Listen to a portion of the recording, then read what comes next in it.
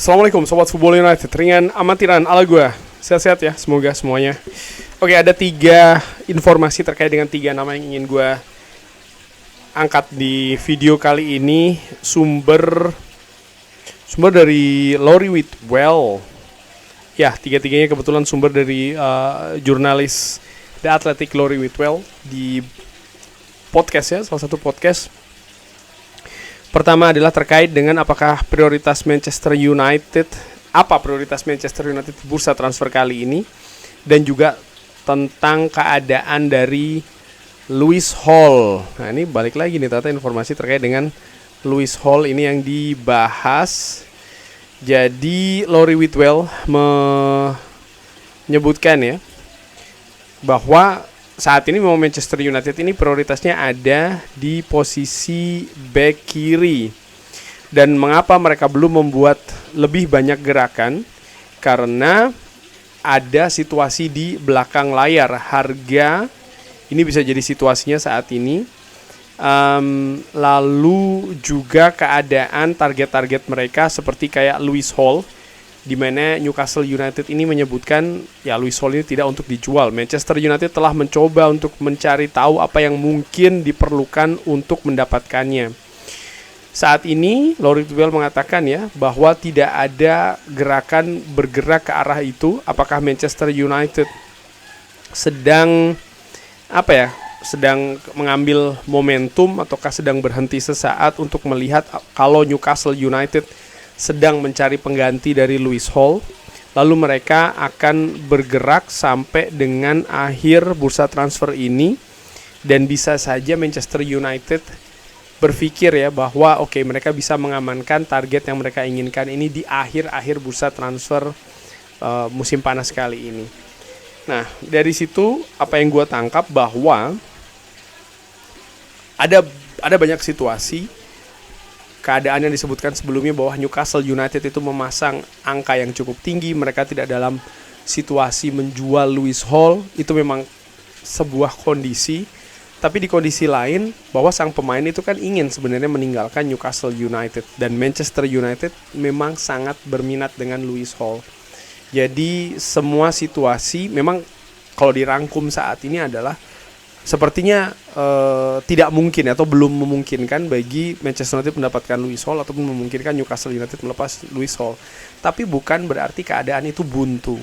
Bisa saja misalnya di belakang layar Newcastle United juga sedang mempersiapkan pengganti dari Lewis Hall. Mereka mengidentifikasi termasuk juga mengidentifikasi target ya, termasuk juga misalnya memasang berapa sih angka yang sebenarnya mereka inginkan untuk Lewis Hall, di mana angka tersebut mungkin mahal tapi tetap realistis bagi Manchester United. Manchester United sendiri juga tidak dalam posisi yang menyimpulkan bahwa mereka tidak bisa mendapatkan Lewis Hall, tapi mereka juga tetap aktif untuk melihat atau mencoba segala kemungkinan, bahkan termasuk juga menunggu sampai dengan penghujung bursa transfer nanti. Ini situasi yang menurut gue juga menarik ya, tapi apakah, dan ini pastinya juga Sobat Football United ingin ketahui ya, apakah misalnya Manchester United pada akhirnya akan mendapatkan Lewis Hall atau tidak?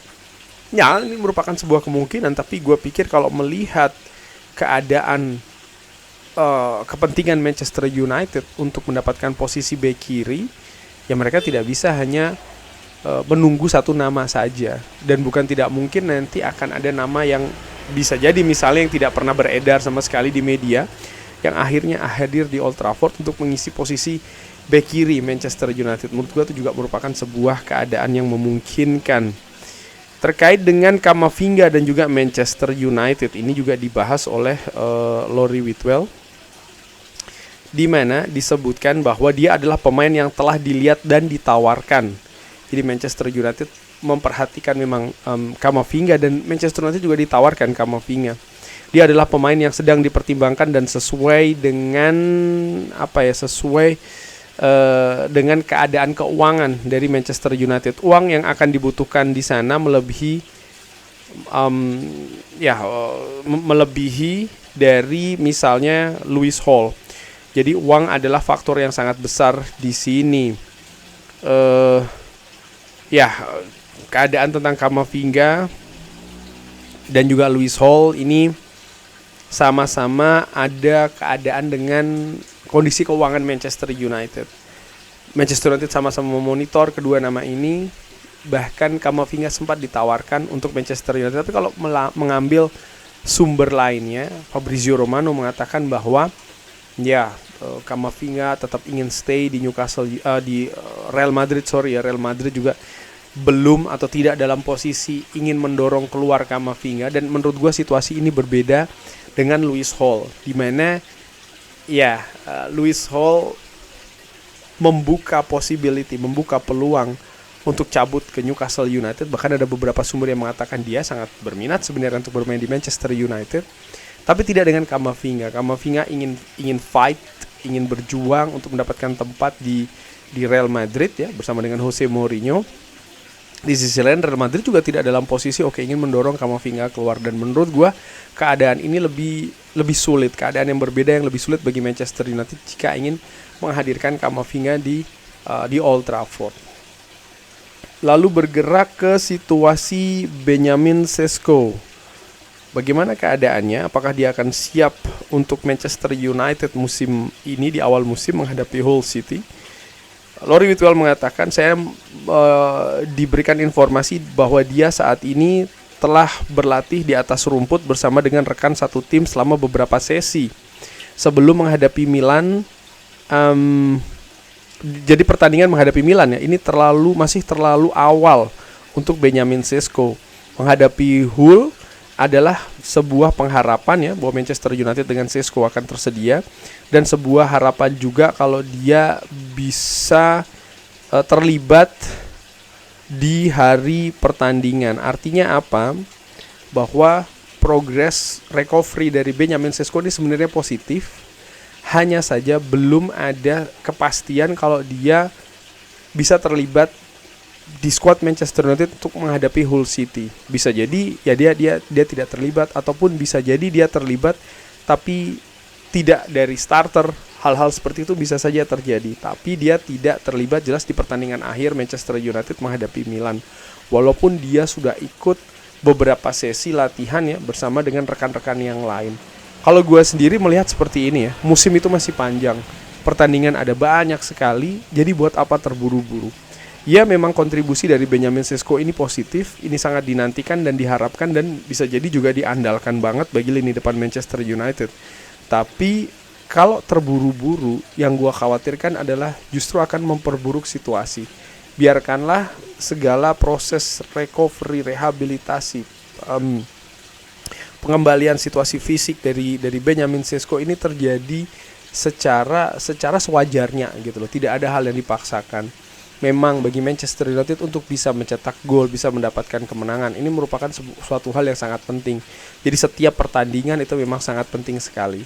Tapi Michael Carrick dengan stafnya juga harus siap dengan keadaan-keadaan seperti ini. Mereka harus siap juga dengan alternatif-alternatif ketika pemain andalanya tidak bisa diturunkan, seperti kayak Benjamin Sesko terkait dengan lini depan Manchester United. Nah, kalau melihat situasi tersebut, ada banyak nama ya. Oke, mungkin Joshua Zirkzee ada banyak keraguan di sana, tapi ada juga Mbeumo.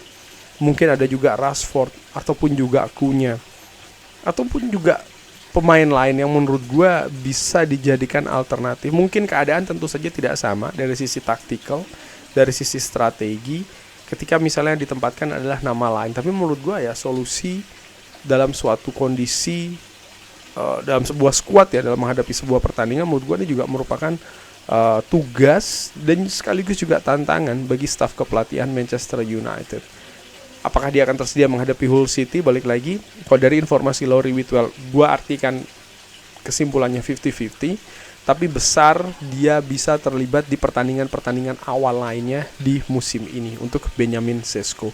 Kurang lebih seperti itu. Bagaimana menurut Sobat Football United? Seperti biasa silakan drop di kolom komen. Terima kasih sudah menyaksikan. Jangan lupa like, sholat, dan juga subscribe. Wassalamualaikum warahmatullahi wabarakatuh. Thank you.